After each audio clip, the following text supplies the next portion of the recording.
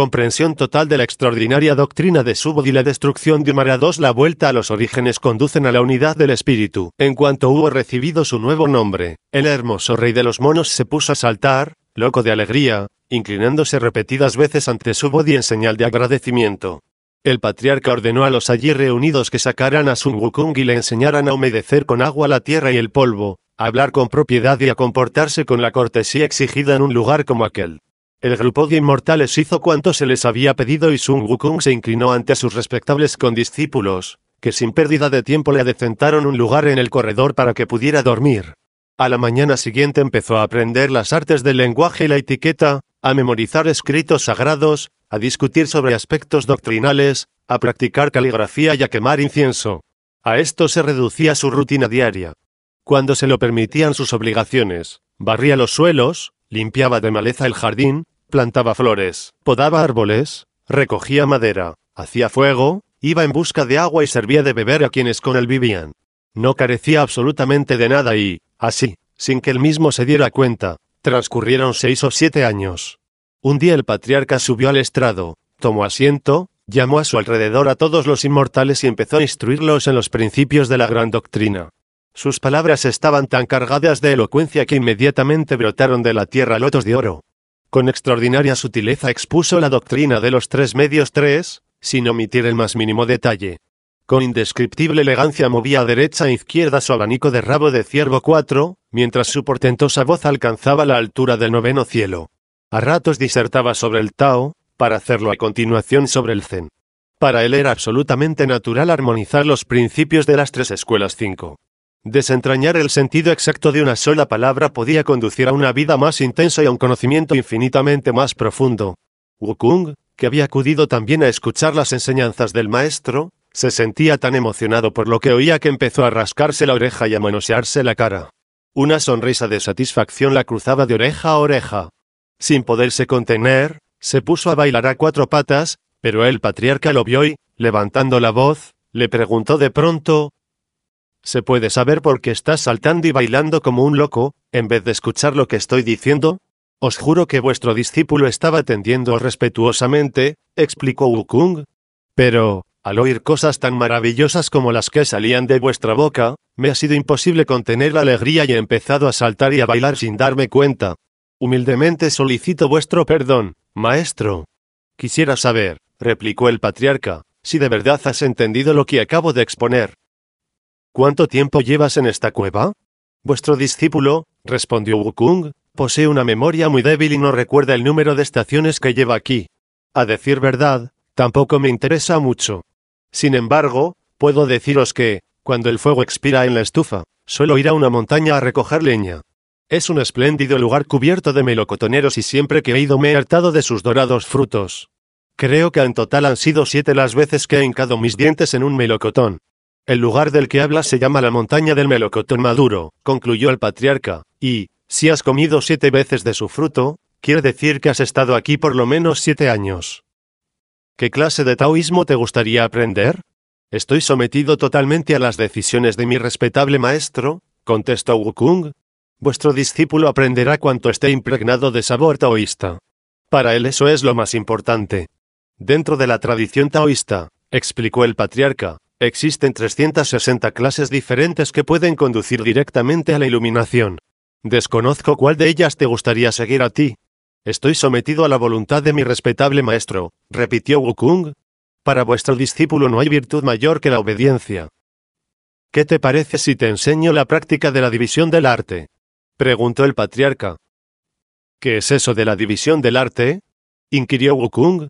La división del arte, explicó el patriarca, trata de invocaciones a los inmortales, de prácticas adivinatorias basadas en el uso de tallos de diferentes plantas y del aprendizaje de los secretos que conducen a la práctica del bien y al rechazo del mal. ¿Puede esa práctica conducir a la inmortalidad? Preguntó Wukong. No, respondió el patriarca. Entonces no la aprenderé, concluyó Wukong. ¿Qué te parece si te enseño la práctica de la división de las escuelas? Preguntó, a su vez, el patriarca. ¿Qué significa la división de las escuelas? Volvió a inquirir Wukong. La división de las escuelas, explicó el patriarca, incluye las enseñanzas de los confucianos, budistas, taoístas, dualistas, moístas y alquimistas. Todos ellos estudian escrituras y recitan plegarias. Algunos consultan a sacerdotes, mientras que otros invocan directamente a personajes del reino del espíritu. ¿Puede esa práctica conducir a la inmortalidad?, preguntó, una vez más, Wukong. Si lo que deseas es la inmortalidad, contestó el patriarca Gion, esta práctica es como insertar una columna en el interior de un muro. Yo, como bien sabéis, replicó Wukong, humilde Gion, soy una persona simple que desconoce los modos de hablar más ordinarios. ¿Podéis explicarme qué es eso de insertar una columna en el interior de un muro? Cuando alguien levanta un edificio y quiere que sea muy firme, dijo el patriarca, condescendiente Gion, inserta columnas rectas en el interior de los muros. Pero, cuando, con el paso del tiempo, la ruina se apodera de él, la columna participa también de su inmediata destrucción. Lo que queréis decir con eso, concluyó Wukong, es que no son, en absoluto, duraderas. No estoy muy inclinado, pues, a aprender esos principios. ¿Qué te parece si te enseño la práctica de la división del silencio?, sugirió, una vez más, el patriarca. ¿Cuál es su finalidad?, preguntó Wukong. Cultivar el ayuno y la abstinencia, la quietud y la inactividad, la meditación y el arte de cruzar las piernas, el control del idioma y la dieta vegetariana, explicó el patriarca. Para su consecución se aconsejan prácticas de yoga, series de ejercicios en posición erecta o en decúbito, inmersión en un estado de absoluta quietud, meditación individual y cosas por el estilo. ¿Puede todo ello proporcionar la inmortalidad?, insistió Wukong. Esas prácticas en nada aventajan a la utilidad de unos ladrillos que todavía se hallan por cocer en el interior de un horno, respondió el patriarca. Cuidado que os gusta perder el tiempo conmigo, maestro, exclamó Wukong, soltando la carcajada. ¿No acabo de deciros que desconozco totalmente el modo de hablar de la gente ordinaria? ¿Qué queréis decir con eso de ladrillos que todavía se hallan por cocer en el interior de un horno? ¿Es posible que las tejas y ladrillos que se encuentran dentro de un horno tengan ya la forma que les es propia?, respondió el patriarca. Pero si no son purificados por el fuego, cualquier lluvia torrencial puede destruirlos el día menos pensado. O sea, concluyó Wukong Gion, que carecen de consistencia. No me interesa aprender esas prácticas. ¿Qué te parece si te enseño la práctica de la división de acción?, sugirió, sin desanimarse, el patriarca. ¿Qué es eso de la división de acción?, repitió Wukong. Abarca infinidad de actividades, dijo el patriarca Gion, entre las que cabe mencionar la recogida del aim para dar de comer al yan, el tensamiento del arco y la descarga de la flecha. Se extiende también a la experimentación con ciertas fórmulas de alquimia, la consecución de mercurio rojo, la fabricación de la piedra otoñal 6, la toma de leche de recién desposada y otras prácticas por el estilo. ¿Pueden proporcionar una vida larga?, preguntó Wukong. Tratar de conseguir la inmortalidad de prácticas como esas es como mirar a la luna desde el agua, contestó el patriarca. Dale con lo mismo, maestro, exclamó Wukong. ¿Queréis explicarme qué es eso de mirar a la luna desde el agua? Cuando la luna está alta, es natural que se refleje en el agua, respondió el patriarca. Tratar de descubrir en ella todos sus misterios es vana ilusión, ya que no se trata más que de un puro reflejo. Tampoco aprender eso, concluyó Wukong.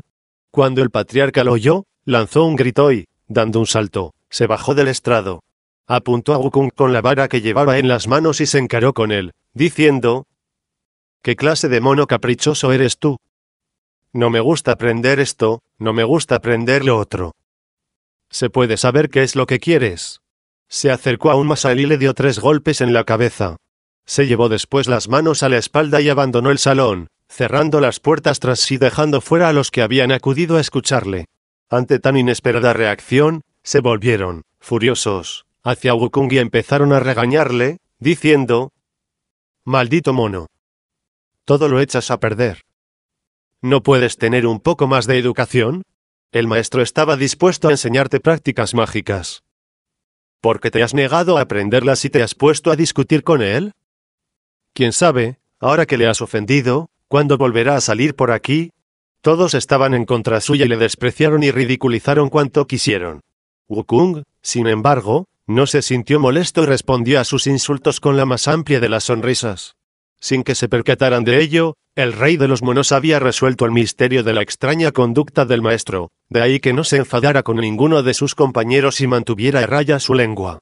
Cayó en la cuenta de que, al golpearle 3 veces seguidas, el maestro le había instado a estar preparado para la tercera vigilia. Al mismo tiempo, al llevarse las manos a la espalda y retirarse a sus aposentos, cerrando tras sí las puertas, le había ordenado que hiciera uso de la puerta trasera para recibir sus enseñanzas en secreto. Wukong pasó el resto del día en compañía de los otros discípulos delante de la caverna de las 3 estrellas, esperando ansiosamente la caída de la noche. Cuando la tarde dio, por fin, paso a las sombras, se retiró inmediatamente a descansar con los otros. No pasó mucho tiempo antes de que, tras cerrar los ojos, su respiración se hiciera regular y se quedara totalmente quieto, dando a entender, así, que estaba profundamente dormido. Como en la montaña no había ningún encargado de marcar el paso del tiempo ni la ininterrumpida sucesión de las vigilias, tuvo que fiarse de sus propios cálculos para medir el lento fluir de las horas. Para ello contó pacientemente el número de veces que sus pulmones inhalaban y exhalaban el aire. A eso de la hora de Zu7, se levantó sin hacer ruido, se vistió, abrió con cuidado la puerta y salió a la serenidad de la noche.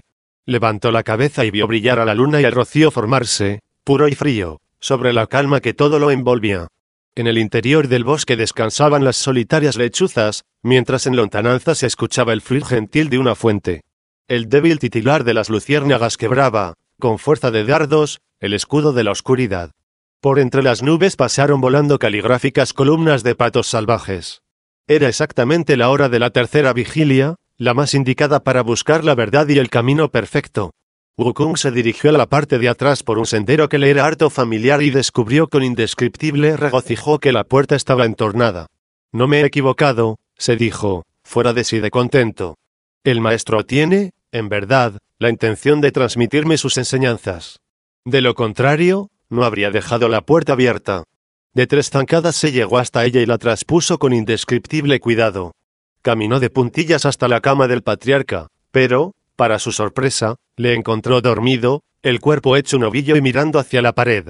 Wukong no se atrevió a molestarle, limitándose simplemente a arrodillarse ante su cama. Al poco rato el patriarca se despertó, estiró las piernas cuanto pudo y murmuró para sí.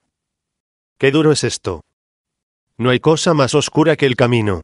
El elixir de oro 8 es incapaz de iluminar la más humilde de las cosas. Quien se empeña en enseñar profundos misterios a un hombre imperfecto está condenado a privar a las palabras de sentido, cansar inútilmente la boca y secar para siempre su lengua. Maestro», dijo Wukong enseguida, «vuestro discípulo lleva mucho tiempo arrodillado, esperando a que os despertéis». En cuanto el patriarca oyó la voz de Wukong, saltó del lecho y se vistió a toda prisa. «¿Otra vez tú, maldito mono?», exclamó, sentándose con las piernas cruzadas. «¿Por qué no estás descansando en la parte de delante? ¿Se puede saber qué es lo que has venido a hacer aquí?» «Ayer», contestó Wukong, «vos mismo, delante del estrado y en presencia de todos vuestros discípulos, me mandasteis que, a eso de la tercera vigilia, viniera por la puerta de atrás para ser instruido en los misterios del Tao. Si no llega a ser por eso, ¿cómo iba a haberme atrevido a llegar hasta vuestra cama?» Cuando el patriarca lo oyó, se sintió muy satisfecho y se dijo, «Este tipo pertenece, en verdad, a la progenie del cielo y la tierra. De lo contrario, ¿cómo ha podido enterarse tan claramente de mis intenciones? A excepción de vuestro humilde discípulo», insistió Wukong, «no hay aquí nadie más. ¿Por qué no sois bondadoso conmigo y me enseñáis el camino que conduce a la vida sin fin? Si así lo hacéis, jamás olvidaré tan inmenso favor. Haber solucionado tan rápidamente el enigma que te propuse es una indicación clara de que has sido elegido para dominar el misterio que tanto te desazona», afirmó el patriarca. «Me siento orgulloso de poder transmitírtelo. Acércate y escucha con cuidado. Voy a enseñarte el extraordinario camino de la vida sin fin». Fung tocó varias veces seguidas el suelo con la frente en señal de gratitud, se lavó los oídos y, arrodillándose ante la cama, se dispuso a escuchar lo más atentamente que pudo.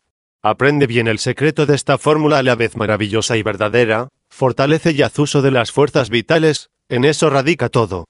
El poder absoluto reside en el semen, el aliento y el espíritu. Cuida de ellos con sumo celo y total seguridad, que no haya en ti el menor escape de esas fuerzas. Evita, ante todo, que se dispersen. Manténlas siempre firmes en el interior de tu cuerpo. Haz tuya mi enseñanza y el camino se desarrollará por sí mismo dentro de ti. No eches en saco roto las fórmulas verbales, tan eficaces a la hora de dominar la concupiscencia y de conducirte al reino de la pureza, donde la luz es absolutamente brillante. Entonces podrás encaminarte hacia el estrado sobre el que descansa el elixir y te será dado disfrutar de la luna 9. La luna sostiene el conejo de Jade y el sol obliga a esconderse al gallo. La serpiente y la tortuga 10 se enlazan con firmeza. Se entrelazan como si entre ellos no existiera la distancia. Férreas son las fuerzas vitales. Cuando seas capaz de mantenerlas unidas en tu cuerpo, podrás plantar lotos de oro en el interior de las llamas. Reúne Yazusu inverso de las 5 fases 11. Cuando lo hayas logrado, serás, según tu conveniencia, un Buda o un inmortal. En aquel mismo instante le fue revelado a Wukong el misterio de los orígenes. Su mente se llenó del espíritu y la felicidad descendió sobre él. Anotó cuidadosamente en su memoria todas las fórmulas verbales que le habían sido confiadas y, tras inclinarse ante el patriarca, tocando repetidamente el suelo con la frente en señal de gratitud, salió de su aposento por la puerta de atrás. Vio entonces que la porción oriental del cielo estaba empezando a llenarse de luz, aunque aún eran visibles los rayos de oro que provenían de la Vía Láctea. Siguiendo el mismo camino que había hollado horas antes, volvió a la parte de delante, abrió con cuidado la puerta y, sin hacer el menor ruido, se coló dentro. Se sentó después en su cama y, echando a un lado las mantas, empezó a gritar: «Es de día ya. Vamos. Hay que levantarse». Todos estaban profundamente dormidos y ninguno se enteró de que Wukong había recibido tan extraordinaria revelación. Él mismo contribuyó a confundirlos haciendo el tonto cuanto pudo después de levantarse.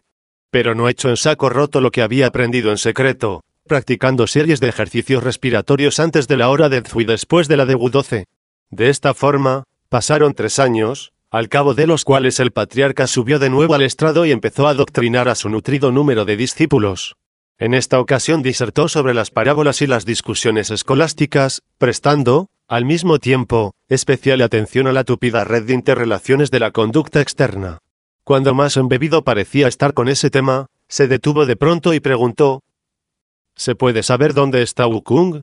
«Aquí, maestro», respondió él, acercándose al estrado y poniéndose de rodillas. «¿Qué tipo de arte has estado practicando últimamente?», volvió a preguntar el patriarca. «Vuestro discípulo», contestó, una vez más, «Wukong, ha empezado recientemente a captar la naturaleza de todo cuanto existe, poniendo, así, firmes cimientos a su interminable edificio de conocimiento. Si en tu búsqueda de los orígenes has penetrado ya en la naturaleza del Dharma», afirmó, maravillado, el patriarca quiere decir que, de hecho, te hallas dentro de la substancia divina. Sin embargo, debes precaverte contra el peligro de las 3 calamidades. Al oír eso, Wukong se puso a meditar y tras larga deliberación se atrevió, por fin, a decir: «Me temo que vuestras palabras no son del todo exactas, ya que he oído decir con cierta frecuencia que quien es versado en el conocimiento del Tao y sobresale en la práctica de la virtud posee la misma edad que los cielos, el fuego y el agua no pueden hacerle el menor daño y se encuentra totalmente libre de enfermedades. Si esto es así, ¿cómo es posible que aún corre el peligro de las 3 calamidades? Lo que has aprendido no es magia ordinaria», contestó el patriarca. «Lo que tú has hecho ha sido apoderarte de los mismísimos poderes creativos del cielo y la tierra y penetrar en los oscuros misterios del sol y la luna.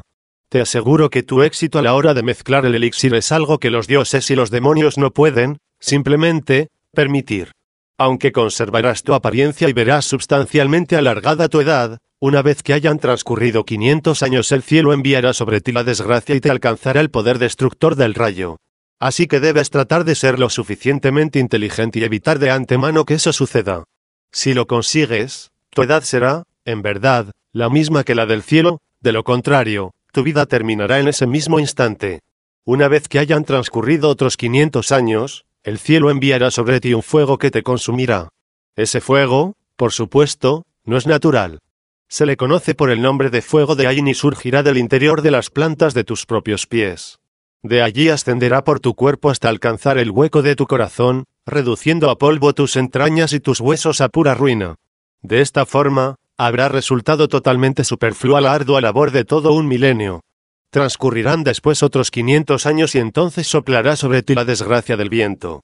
No se trata de un viento del norte, o del sur, o del este, o del oeste, Tampoco es uno de los vientos que caracterizan cada una de las estaciones ni los conocidos como vientos de las flores, de los sauces, de los pinos o de los bambúes. Recibe el nombre de viento poderoso, penetra en el cuerpo por la parte superior de la cabeza, lo atraviesa totalmente y circula libremente por sus 9 aperturas 13. Tu carne y tus huesos se disolverán como la cera y todo tu cuerpo desaparecerá. Debes, por lo tanto, evitar a toda costa estas 3 calamidades. En cuanto lo hubo oído Wukong, los pelos se le pusieron de punta y, arrodillándose respetuosamente ante su maestro, dijo: «Os ruego que os apiadéis de mí y me enseñéis la manera de evitar esas 3 calamidades. Si así lo hacéis, os juro que jamás olvidaré tan alto favor». «Lo que me pides no es tan difícil de conseguir», replicó el patriarca.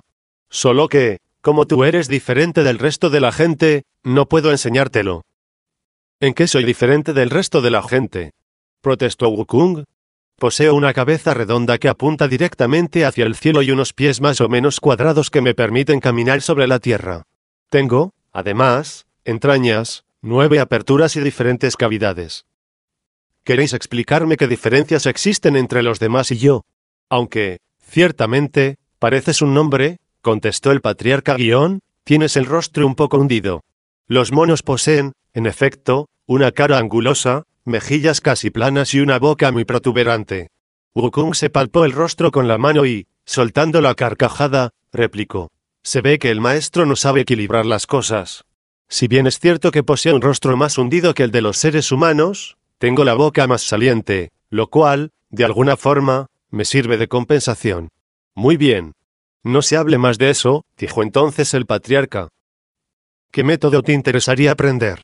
Existe, por una parte, el arte del cucharón celeste, que abarca 36 transformaciones, y el de la multitud terrestre, que alcanza las 72.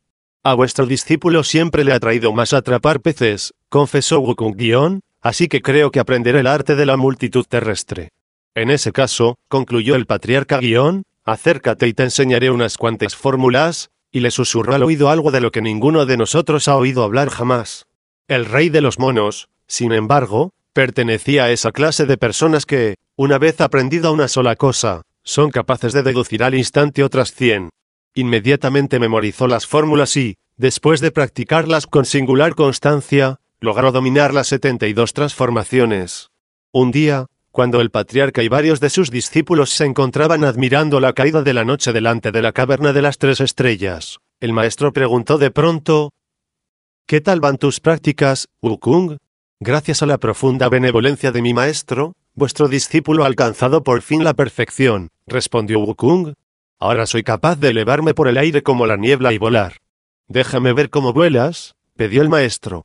Ansioso por mostrar sus habilidades, Wukong se elevó a una altura de 50 o 60 metros, salto que rubricó con una graciosa vuelta de campana. Anduvo después por entre las nubes durante el tiempo que suele durar una comida y se desplazó hasta alcanzar una distancia de 3 millas aproximadamente. A continuación descendió de su altura, yendo a caer justamente delante del patriarca. «Esto, maestro», dijo, doblando satisfecho las manos a la altura del pecho «es lo que se llama volar a la altura de las nubes». «¿Qué va a llamarse eso volar por las nubes?», exclamó el patriarca, soltando la carcajada. «Deberías decir, más bien, gatear por las nubes. Como bien afirman los dichos antiguos, el inmortal recorre el mar del norte por la mañana y llega a Zhan Wu por la noche. Si a ti te lleva por lo menos mediodía recorrer 3 millas escasas, es natural que concluya que lo que tú haces es gatear por las nubes. ¿No te parece? ¿Qué queréis decir con eso de que el inmortal recorre el mar del norte por la mañana y llega a Zhan Wu por la noche?», preguntó Wukong. «Los que pueden de verdad volar por las nubes», explicó el patriarca, «son capaces de partir por la mañana del mar del norte, viajar por el del este, el del oeste y el del sur y volver de nuevo a Zhan Wu, lugar que se refiere, en realidad, a Linlin, que está situado en el mar del norte. Podrás afirmar con propiedad que eres capaz de viajar por las nubes cuando puedas recorrer los 4 mares en un solo día. De lo contrario, lo único que haces es gatear. ¿Lo entiendes? Solo gatear». «Pero eso es extremadamente difícil», exclamó Wukong. «En el mundo no existe nada difícil», sentenció el patriarca. «Solo la mente hace que muchas cosas lo parezcan». Al oír esas palabras, Wukong se echó rostro en tierra y, golpeando repetidamente el suelo con la frente, imploró con humildad: «Maestro, si se hace un favor a alguien, es natural que se lleve hasta sus últimas consecuencias.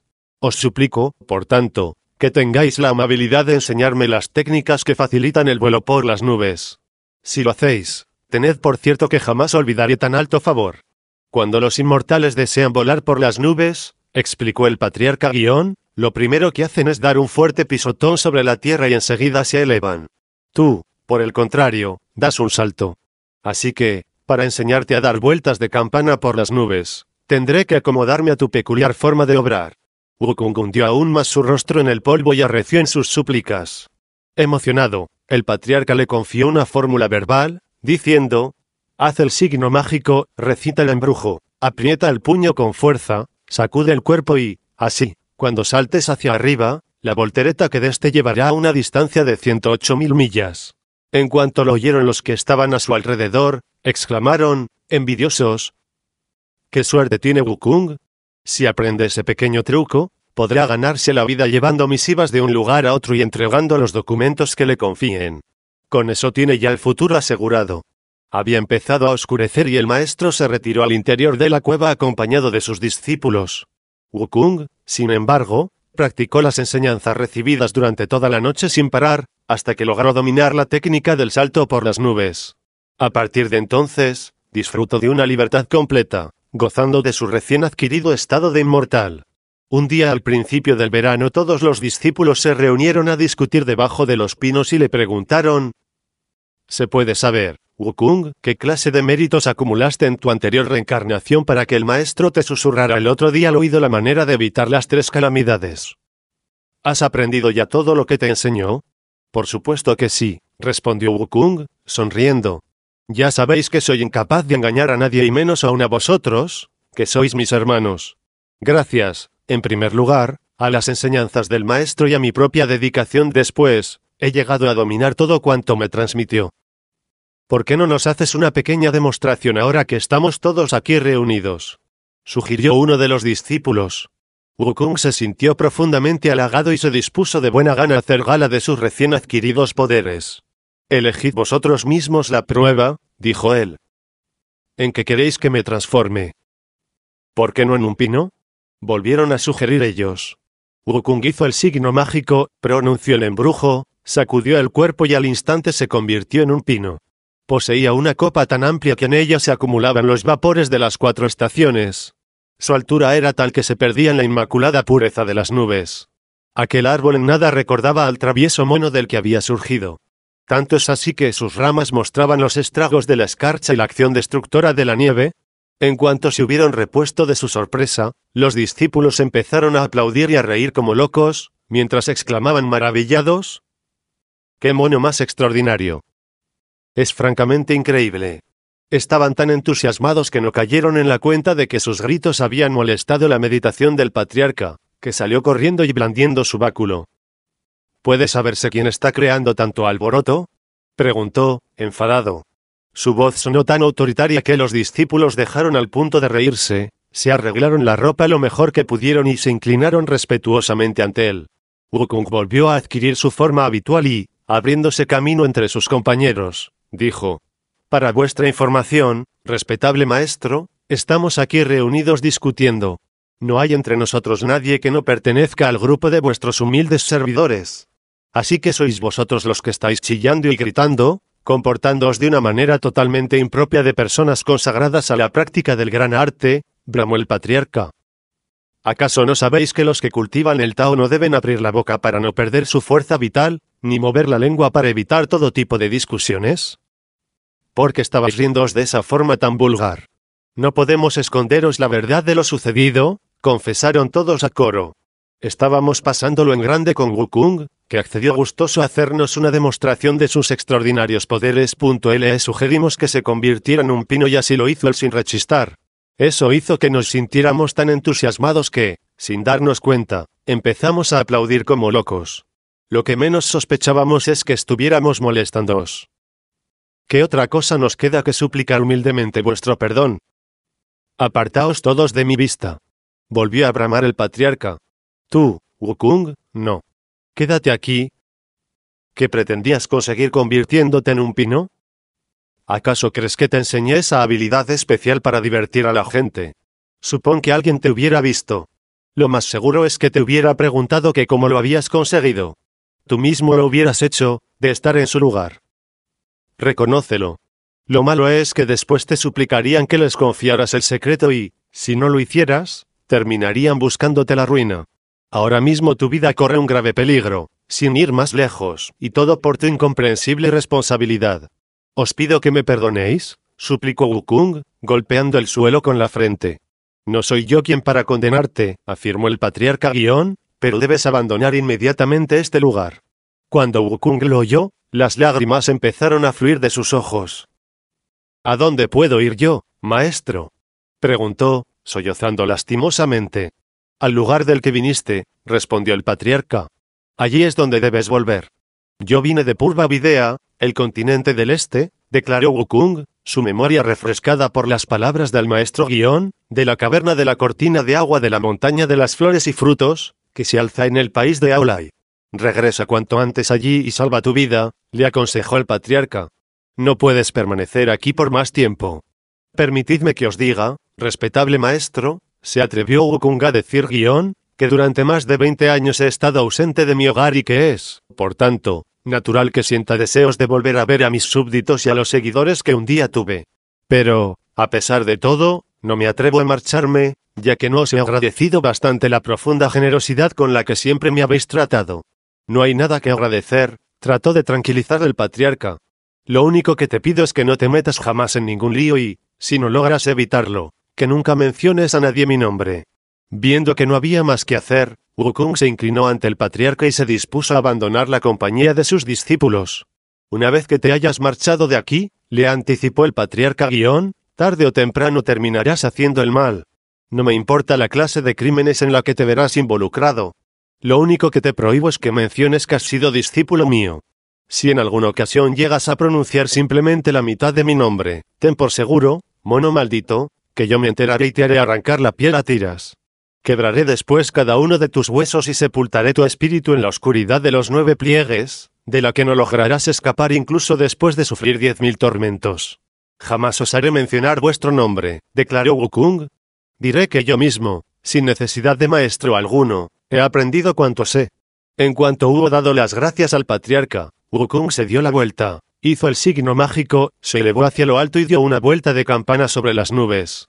Semejante salto le hizo dirigirse directamente hacia Purva Videa y en menos de una hora pudo avistar la montaña de las flores y frutos y la caverna de la cortina de agua. Lleno de alegría, el hermoso rey de los monos se dijo a sí mismo: abrumado por el peso de huesos mortales abandoné un día este lugar. Ahora regreso a él liviano como una pluma gracias a la influencia del Tao. Qué pena que en este mundo de calamidades y desdichas nadie se decida a desvelar el misterio de la inmortalidad, tan claro para todo aquel que busca. Cuán duro me resultó cruzar el océano a la ida y con cuánta facilidad lo he hecho hoy en mi viaje de vuelta. Todavía resuenan en mis oídos los consejos de la despedida y ya estoy viendo las profundidades que rodean el continente del este. Jamás imaginé que pudiera contemplarlas tan pronto. Wukong disminuyó la velocidad de su nube y fue a aterrizar justamente en el centro de la montaña de las flores y frutos. Apenas había puesto el pie en ella, cuando empezó a oír el gruñir de las garzas y el grito de los monos, mientras el canto de aquellas se elevaba limpiamente hacia los cielos, el lamento de estos llenó su espíritu de profunda tristeza. Levantó la voz y dijo: he vuelto, mis queridos pequeños. De nuevo estoy entre vosotros. Inmediatamente empezaron a salir de los riscos del acantilado, de la salvaje belleza de las flores y arbustos, y de la espesura de los bosques y árboles decenas de miles de monos de todos los tamaños, que rodearon sin pérdida de tiempo a su hermoso rey. Todos se arrodillaron respetuosamente ante él, golpeando el suelo con la frente, mientras gritaban: ¡qué despreocupación la vuestra, gran rey! Porque habéis estado ausente durante tanto tiempo, dejándonos abandonados y suspirando por vuestra vuelta, como alguien que estuviera muñéndose de hambre o de sed. Hemos sido últimamente maltratados por un monstruo que ha tratado de apoderarse de nuestra caverna de la cortina de agua. Hemos luchado contra él con la fuerza que da la desesperación, pero, a pesar de todo, se ha adueñado de muchas de nuestras posesiones, ha secuestrado a no pocos de nuestros jóvenes y nos ha privado del necesario descanso, forzándonos a vigilar nuestras propiedades día y noche. Es una suerte que por fin hayáis regresado, gran rey. Si hubierais estado ausente un año más, la cueva de la montaña habría pasado totalmente a manos de esa bestia. En cuanto Wukong lo oyó, montó en cólera y preguntó, enfurecido: ¿qué clase de monstruo es ese que se comporta de una forma tan desconsiderada? Contádmelo con todo detalle y os juro que os daré cumplida venganza. Para información vuestra, gran rey, dijeron los monos, sin dejar de golpear el suelo con la frente ese tipo se hace llamar el monstruoso rey de los desastres y vive al norte de aquí. ¿A qué distancia aproximadamente?, inquirió Wukong. No lo sabemos, respondieron los monos, atemorizados. Hace su aparición con la velocidad de las nubes y se vuelve a marchar con la celeridad de la niebla, del viento y de la lluvia, del rayo y del trueno. En ese caso, concluyó Wukong, id a divertiros un rato. No tengáis miedo. De ese tipo me encargo yo. El rey de los monos volvió a elevarse hacia lo alto, dio un salto de campana y se dirigió hacia el norte, hasta que finalmente vio una escarpada y alta montaña. Su picuda cumbre parecía cortar el aire, como si fuera un gigantesco cuchillo de piedra. De sus laderas manaban arroyuelos que se precipitaban, salvajes, sobre despeñaderos de incalculable profundidad. En sus turbulentas aguas se miraban miríadas de flores y árboles cargados de exótica elegancia. En algunos puntos los pinos igualaban el verdor de los bambúes. A la izquierda, el dragón parecía extremadamente dócil y tranquilo, domesticado casi, mientras a la derecha el tigre daba muestras de gentileza y sumisión. A veces se veía arando a bueyes de acero y por doquier crecían flores de monedas de oro. El aire transmitía canciones melodiosas de aves extrañas, al tiempo que el fénix hacía frente a la dureza del sol. Con el continuo martilleo del tiempo el agua había pulido y bruñido rocas, que a veces adquirían formas grotescas y otras, extrañas y fieras. El mundo está plagado de espléndidas montañas en las que las flores no dejan de madurar y crecer, de abrirse y después morir. Ningún lugar, sin embargo, era comparable a aquel. Al mirarlo, se tenía la impresión de que jamás había sido tocado ni por las 4 estaciones ni por las 8 épocas 14. Dentro de las 3 regiones 15 aquel era el monte de la primavera del norte, donde se halla ubicada la caverna del vientre de agua, que se alimenta de las 5 fases 16. El hermoso rey de los monos se puso a contemplar la arrobadora belleza de tan espléndido espectáculo, pero no pudo gozar mucho de ella. Alguien parecía estar hablando y bajó por la montaña para ver de quién se trataba. Fue así como descubrió la caverna del vientre de agua, que se hallaba a los pies de un acantilado extremadamente empinado. Justamente delante de la gruta había varios diablillos bailando, que se echaron a correr en cuanto vieron a Wukong. «No corráis», les gritó este. «Antes de que os escondáis, es preciso que escuchéis el mensaje que quiero transmitiros. Soy el único señor de la caverna de la cortina de agua, que, como sabéis, se encuentra en la montaña de las flores y frutos, justamente al sur de aquí. Sé que vuestro monstruoso rey de los desastres, o como quiera llamarse, ha estado molestando a mis súbditos y he decidido llegarme hasta sus dominios con el único propósito de dejar, de una vez por todas, las cosas claras». Al oír eso, los diablillos se lanzaron al interior de la caverna y empezaron a gritar: «Soberano señor, ha sucedido algo desastroso». «¿Se puede saber de qué desastre estáis hablando?», preguntó, sorprendido, el monstruoso rey. «Fuera de la caverna hay un mono que se ha arrogado el título de señor de la caverna de la cortina de agua, ubicada en la montaña de las flores y frutos. Dice que habéis estado molestando a sus súbditos y que ha venido a ajustaros las cuentas». El monstruoso rey soltó la carcajada y dijo: «Grosero, he oído a menudo decir a esos monos que tenían un rey que había ido a aprender los secretos del gran arte. Según parece, acaba de regresar. ¿Queréis decirme cómo va vestido y qué clase de armas usa?». «Ninguna, gran señor», contestaron los diablillos. «Lleva la cabeza descubierta, viste una túnica roja con una faja amarilla y calza un par de botas negras. Da la impresión de no ser ni monje, ni seglar, ni taoísta, ni inmortal. Está tan loco que ha venido a exigiros cuentas con las manos totalmente vacías». Cuando el monstruoso rey lo oyó, ordenó a sus diablillos, sonriendo con malicia: «Traedme las armas y la coraza». Los diablillos obedecieron sin rechistar y le ayudaron a ponerse el peto y el casco. Cuando todo estuvo dispuesto, agarró su cimitarra y abandonó la cueva, seguido de todos sus súbditos. «¿Dónde está el señor de la caverna de la cortina de agua?», preguntó, elevando la voz y abriendo los ojos cuanto pudo. Wukong se percató enseguida de que el monstruoso rey llevaba en la cabeza un casco de oro negro, sobre el que reverberaban los rayos del sol. Su cuerpo aparecía cubierto por una túnica de seda, también negra, que se balanceaba al capricho de la brisa. Su pecho estaba protegido por una armadura de hierro negro, sujeta a los flancos por férreas cinchas de cuero. Sus pies habían sido embutidos en unas botas de perfecto acabado y tan grandes como las que en su día usaron los más afamados guerreros de la historia.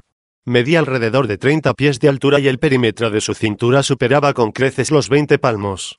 En sus manos portaba una espada de afilada hoja y perfecta hechura. No cabía duda.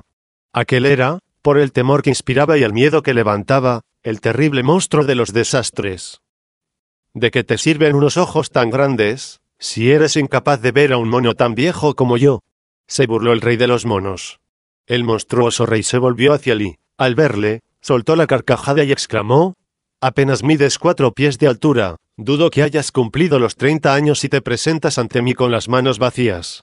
No comprendo cómo puedes ser tan insolente. ¿Con qué piensas de doblegarme? Con tu fanfarronería». «¡Qué estúpido monstruo eres!», replicó Wukong. «Se nota que estás tan ciego como una oruga de tierra.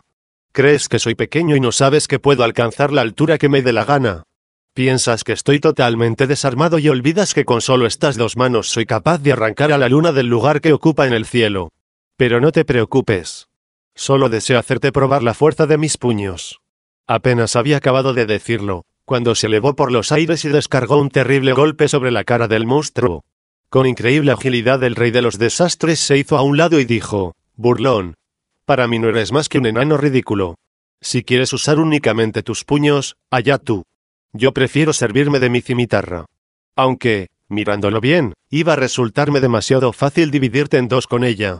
Así que, si me dejas quitármela, mediremos a golpes nuestras fuerzas». «Esa es una decisión que te honra», contestó Wukong. «Vamos». «¿A qué esperas para atacarme?». El monstruoso rey saltó hacia la izquierda y soltó uno de sus golpes, que Wukong esquivó con inigualable maestría. Se lanzó después sobre él y los dos se enzarzaron en un cuerpo a cuerpo terrible. Wukong sabía que es fácil fallar los golpes de lejos, mientras que los de cerca son tan seguros y efectivos como el desprendimiento de una roca. De esta forma, consiguió propinarle en el pecho una serie de puñetazos secos, que hicieron tambalear al monstruo. Sintiéndose inseguro, este se olvidó de lo acordado y echó mano de su cimitarra. La blandió con las 2 manos y a punto estuvo de cortarle la cabeza a Wukong, que logró agacharse cuando la cuchilla estaba penetrando ya en su carne. Después, viendo que la fiereza de su enemigo iba en aumento, decidió usar la técnica conocida como cuerpo más allá del cuerpo. Sin pérdida de tiempo, se arrancó unos cuantos pelos, se los metió en la boca, los masticó hasta reducirlos a trozos minúsculos y, escupiéndolos con fuerza, gritó: «¡Cambiad de forma!».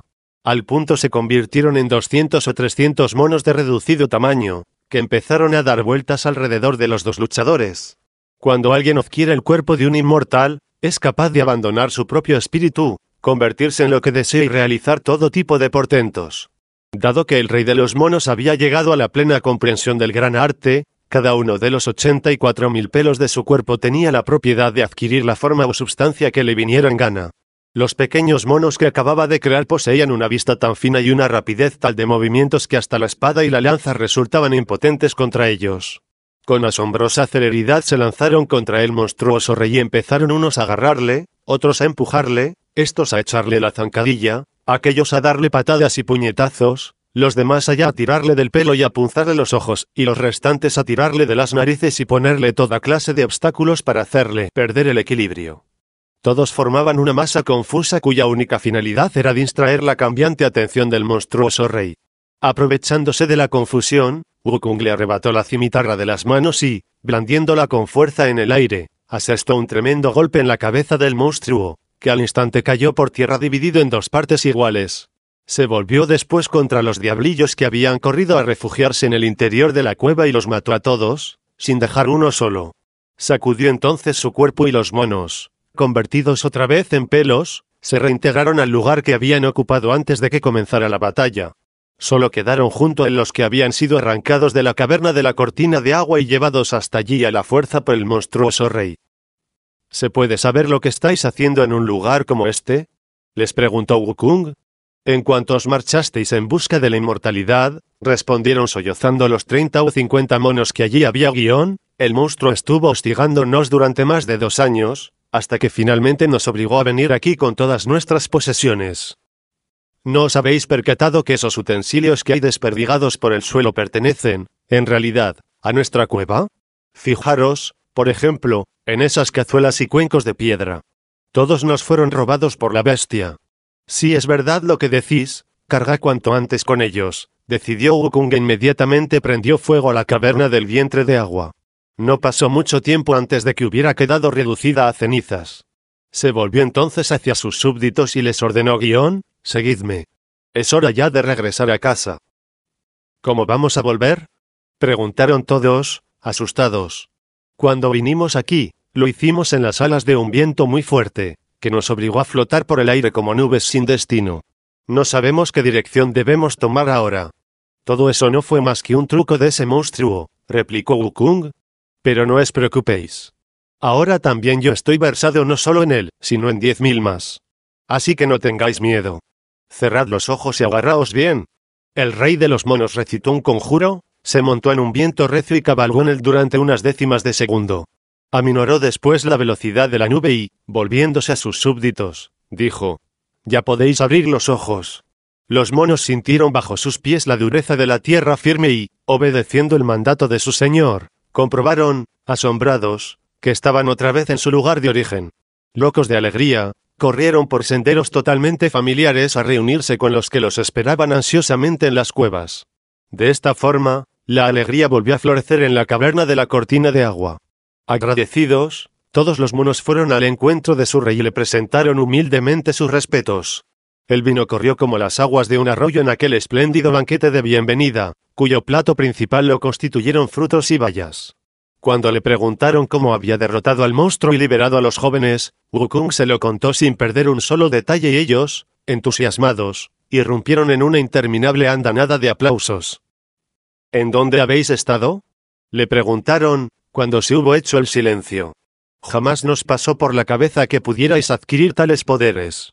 El año que partí de vuestro lado, explicó Wukong, navegué por las olas del gran océano oriental, hasta que finalmente llegué a Paragodanilla, el continente del oeste. Posteriormente me trasladé a Jambudvipa, el continente del sur, donde me instruí en el modo de obrar de los humanos, aprendiendo a usar estas ropas que ahora llevo puestas y estos zapatos que calzo. Sin embargo, 8 o 9 años discurrieron las nubes sobre mi cabeza y yo continuaba sin saber un solo principio del gran arte, así que opté por cruzar el gran océano occidental y logré arribar a las costas de Paragodanilla, el continente del oeste 17. Larga fue mi búsqueda, pero tuve por fin la inmensa fortuna de toparme con un viejo patriarca que tuvo la delicadeza de enseñarme la fórmula para alcanzar la edad misma del cielo y hacerme, así, inmortal.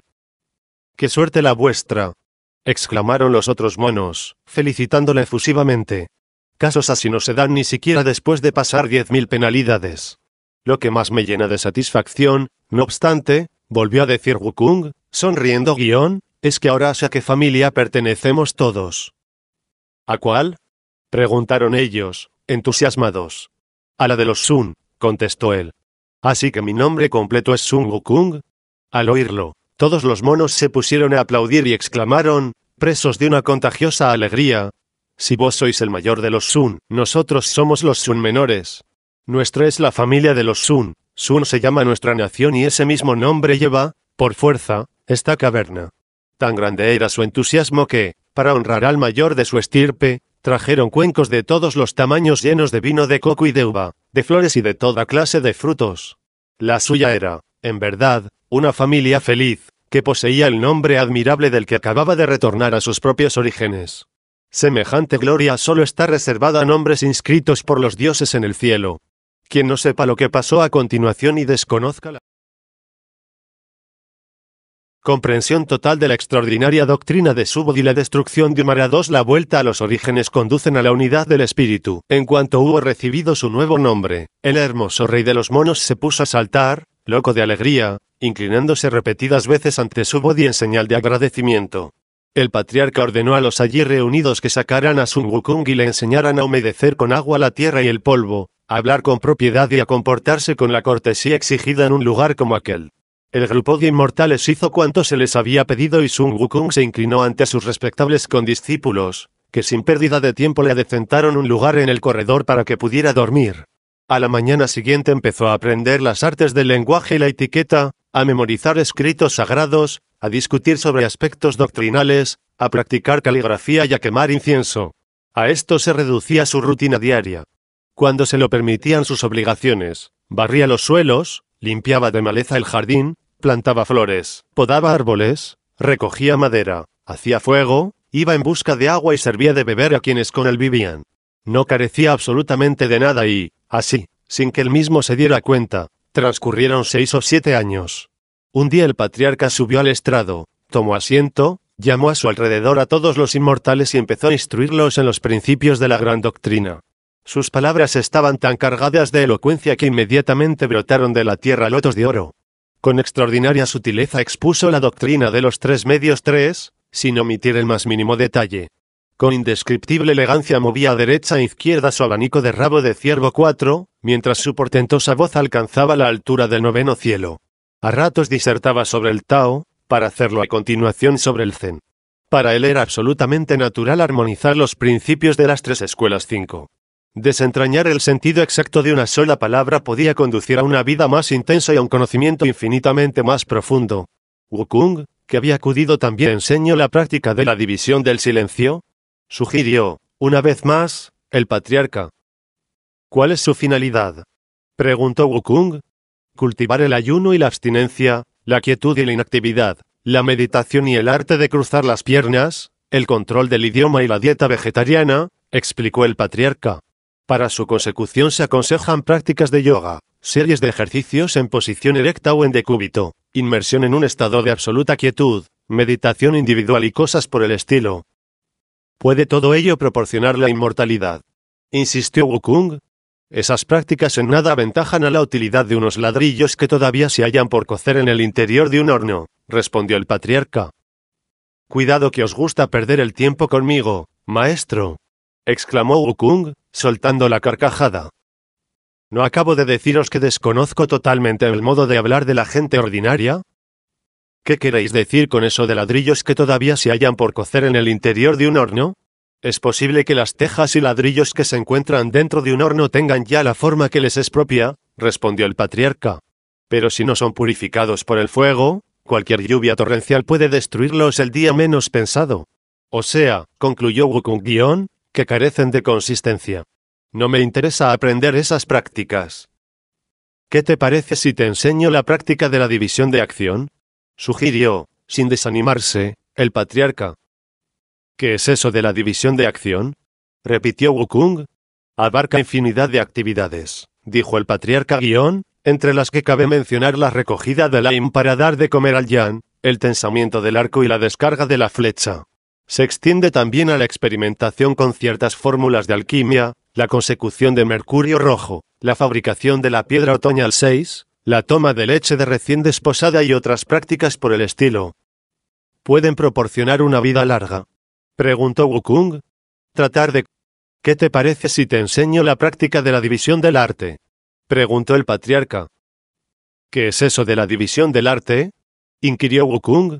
La división del arte, explicó el patriarca, trata de invocaciones a los inmortales, de prácticas adivinatorias basadas en el uso de tallos de diferentes plantas y del aprendizaje de los secretos que conducen a la práctica del bien y al rechazo del mal. ¿Puede esa práctica conducir a la inmortalidad?, preguntó Wukong. No, respondió el patriarca. Entonces no la aprenderé, concluyó Wukong. ¿Qué te parece si te enseño la práctica de la división de las escuelas?, preguntó, a su vez, el patriarca. ¿Qué significa la división de las escuelas?, volvió a inquirir Wukong. La división de las escuelas, explicó el patriarca, incluye las enseñanzas de los confucianos, budistas, taoístas, dualistas, moístas y alquimistas. Todos ellos estudian escrituras y recitan plegarias. Algunos consultan a sacerdotes, mientras que otros invocan directamente a personajes del reino del espíritu. ¿Puede esa práctica conducir a la inmortalidad?, preguntó, una vez más, Wukong. Si lo que deseas es la inmortalidad, contestó el patriarca, esta práctica es como insertar una columna en el interior de un muro.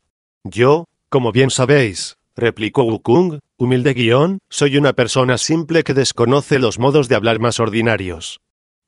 ¿Podéis explicarme qué es eso de insertar una columna en el interior de un muro? Cuando alguien levanta un edificio y quiere que sea muy firme, dijo el patriarca, condescendiente guión, inserta columnas rectas en el interior de los muros. Pero, cuando, con el paso del tiempo, la ruina se apodera de él, la columna participa también de su inmediata destrucción. Lo que queréis decir con eso, concluyó Wukong, es que no son, en absoluto, duraderas. No estoy muy inclinado, pues, a aprender esos principios. ¿Qué te parece si a escuchar las enseñanzas del maestro? Se sentía tan emocionado por lo que oía que empezó a rascarse la oreja y a manosearse la cara. Una sonrisa de satisfacción la cruzaba de oreja a oreja. Sin poderse contener, se puso a bailar a cuatro patas, pero el patriarca lo vio y, levantando la voz, le preguntó de pronto: ¿Se puede saber por qué estás saltando y bailando como un loco, en vez de escuchar lo que estoy diciendo? Os juro que vuestro discípulo estaba atendiendo respetuosamente, explicó Wukong. Pero, al oír cosas tan maravillosas como las que salían de vuestra boca, me ha sido imposible contener la alegría y he empezado a saltar y a bailar sin darme cuenta. Humildemente solicito vuestro perdón, maestro. Quisiera saber, replicó el patriarca, si de verdad has entendido lo que acabo de exponer. ¿Cuánto tiempo llevas en esta cueva? Vuestro discípulo, respondió Wukong, posee una memoria muy débil y no recuerda el número de estaciones que lleva aquí. A decir verdad, tampoco me interesa mucho. Sin embargo, puedo deciros que, cuando el fuego expira en la estufa, suelo ir a una montaña a recoger leña. Es un espléndido lugar cubierto de melocotoneros y siempre que he ido me he hartado de sus dorados frutos. Creo que en total han sido 7 las veces que he hincado mis dientes en un melocotón. El lugar del que hablas se llama la montaña del melocotón maduro, concluyó el patriarca, y, si has comido 7 veces de su fruto, quiere decir que has estado aquí por lo menos 7 años. ¿Qué clase de taoísmo te gustaría aprender? Estoy sometido totalmente a las decisiones de mi respetable maestro, contestó Wukong. Vuestro discípulo aprenderá cuanto esté impregnado de sabor taoísta. Para él eso es lo más importante. Dentro de la tradición taoísta, explicó el patriarca, existen 360 clases diferentes que pueden conducir directamente a la iluminación. Desconozco cuál de ellas te gustaría seguir a ti. Estoy sometido a la voluntad de mi respetable maestro, repitió Wukong. Para vuestro discípulo no hay virtud mayor que la obediencia. Conseguir la inmortalidad de prácticas como esas es como mirar a la luna desde el agua, contestó el patriarca. Dale con lo mismo, maestro, exclamó Wukong. ¿Queréis explicarme qué es eso de mirar a la luna desde el agua? Cuando la luna está alta, es natural que se refleje en el agua, respondió el patriarca. Tratar de descubrir en ella todos sus misterios es vana ilusión, ya que no se trata más que de un puro reflejo. Tampoco aprender eso, concluyó Wukong. Cuando el patriarca lo oyó, lanzó un grito y, dando un salto, se bajó del estrado. Apuntó a Wukong con la vara que llevaba en las manos y se encaró con él, diciendo: ¿Qué clase de mono caprichoso eres tú? No me gusta aprender esto, no me gusta aprender lo otro. ¿Se puede saber qué es lo que quieres? Se acercó aún más a él y le dio 3 golpes en la cabeza. Se llevó después las manos a la espalda y abandonó el salón, cerrando las puertas tras sí dejando fuera a los que habían acudido a escucharle. Ante tan inesperada reacción, se volvieron, furiosos, hacia Wukong y empezaron a regañarle, diciendo: «Maldito mono. Todo lo echas a perder. ¿No puedes tener un poco más de educación? El maestro estaba dispuesto a enseñarte prácticas mágicas. ¿Por qué te has negado a aprenderlas y te has puesto a discutir con él? ¿Quién sabe, ahora que le has ofendido, cuándo volverá a salir por aquí?» Todos estaban en contra suya y le despreciaron y ridiculizaron cuanto quisieron. Wukong, sin embargo, no se sintió molesto y respondió a sus insultos con la más amplia de las sonrisas. Sin que se percataran de ello, el rey de los monos había resuelto el misterio de la extraña conducta del maestro, de ahí que no se enfadara con ninguno de sus compañeros y mantuviera a raya su lengua. Cayó en la cuenta de que, al golpearle 3 veces seguidas, el maestro le había instado a estar preparado para la tercera vigilia. Al mismo tiempo, al llevarse las manos a la espalda y retirarse a sus aposentos, cerrando tras sí las